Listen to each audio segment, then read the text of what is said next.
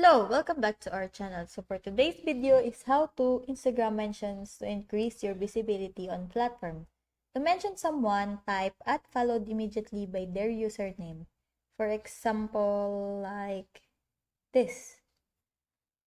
Don't include a space between at and the username. When you mention someone, they'll get the notification in their activity feed letting them know.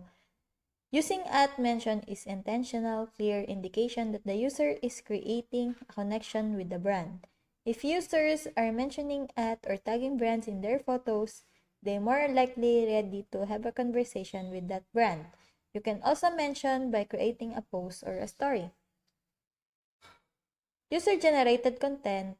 Consumers trust their peers and brands. Capitalizing to user-generated content or seeing the benefits. Brands that are utilized at mention will gather awesome user-generated content that can be incorporated into their marketing, showcasing that their values align with those of their audience. This can drive loyalty, provide transparency and inevitability, make brand experiences more customer-centric. Requesting photo rights from your audience is easy and users are usually more happy to provide it. They appreciate the recognition from brands. When at mention is used as a feed for events, we're able to pull in more data and analytics from the API than when hashtags are used.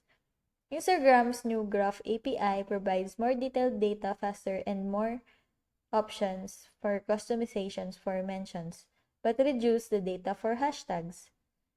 Better analytic data with the switch to the new Instagram API for hashtags, there are some specific limitations compared to what used to be provided.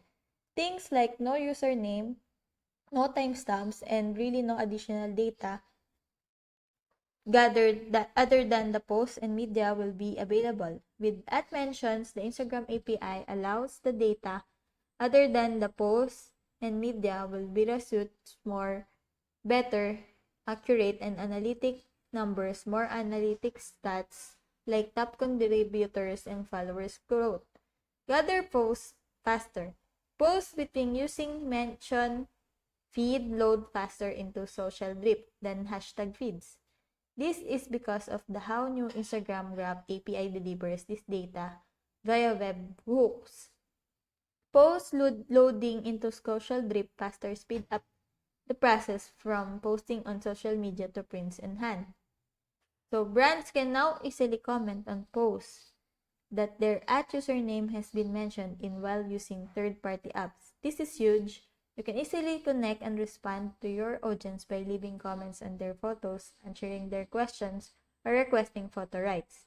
With notification, each time your brand is mentioned, you'll be able to gauge all the perception surrounding your brand. So I hope this video helps, and if you have comments or questions, kindly put it in the comment section below, and if not, don't forget to subscribe and like.